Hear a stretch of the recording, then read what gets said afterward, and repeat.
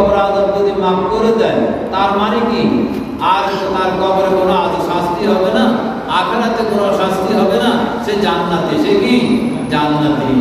কেননা এই যে রাসূল সাল্লাল্লাহু আলাইহি ওয়াসাল্লাম আরো বলেন, قال رسول الله صلى الله عليه وسلم من مات في يوم الجمعة بالليل لم يمنعه خروج إلى النار أو كما قال عليه الصلاة والسلام।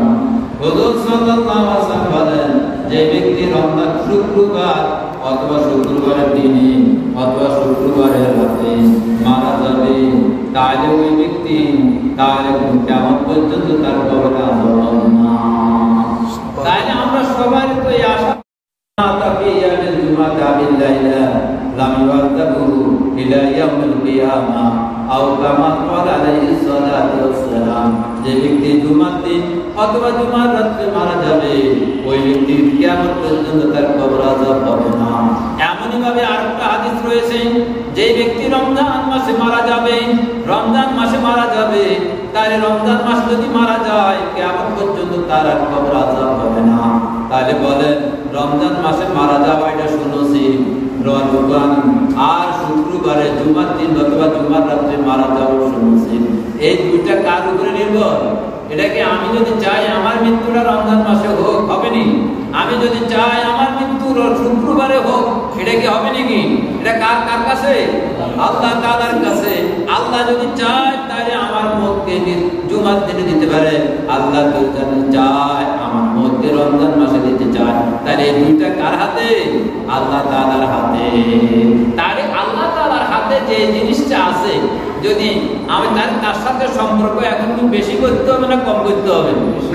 এমন একটা জিনিস কবরে আযাব থেকে যদি নিষ্কৃতি পেতে চাই, তাহলে আল্লাহ তাআলার সাথে আমার সম্পর্ক গাঢ় করতে হবে, গভীর করতে হবে।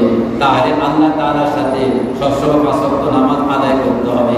আল্লাহর হুকুম আহকাম যা আছে সমস্ত কিছু যথাযথভাবে আমার পালন করতে হবে। তাহলে আল্লাহ রাব্বুল আলামিন খুশি হইয়া আমি আল্লাহর কাছে দোয়া করতে হবে, ইয়া আল্লাহ আমার মওতটা যেন রমজান মাসে অথবা জুমার দিনে যেন হতে পারে। এই জন্য আমি আল্লাহ তাআলার কাছে আমি কি দিতে হবে? আমার দরখাস্ত করতে হবে। আমি আল্লাহ তাআলার হুকুম যদি যথাযথ পালন করে থাকি, তাই আল্লাহ তাআলা আমার দরখাস্ত কবুল করে আমার মৃত্যুটাও রমজান মাসে জুমার দিনে দিবে। আর যদি 29 হয় তাহলে সোমবারে ঈদ হইব, আর এই মাস যদি 30 হয় তাহলে মঙ্গলবারে কি হবে? ঈদ হবে। চাঁদের উপরে নির্ভরশীল। তাহলে বাকি 2-3টা দিন আছে, এই 2-3টা দিন একটু ভালো করে আমাদের সিয়াম সাধনা করার দরকার আছে নি? কনসে আছে না? তাহলে আল্লাহ তাআলা কি আবার আগামী রমজান পাবো এমন কোনো গ্যারান্টি আছে নি? এমন কোনো গ্যারান্টি আছে আমি আগামী রমজান পাবো? ভালো করে কি করবে? ইবাদত করব আছে না? নাই।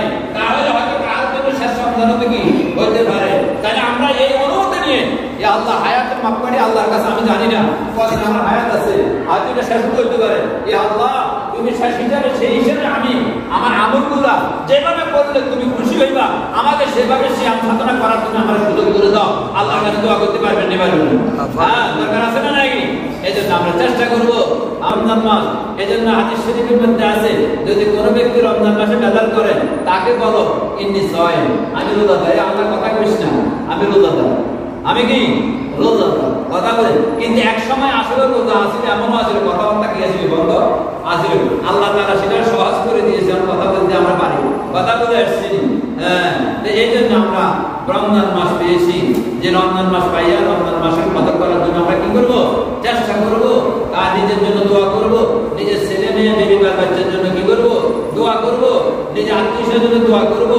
মা বাপ দুনিয়া থেকে চলে গেছে, কবরবাসী হয়েছে, তাদের জন্য কি করবো? দোয়া করবো। তাহলে আমার জীবনটা কি হবে? সার্থক হবে, আমার জীবনটা ধন্য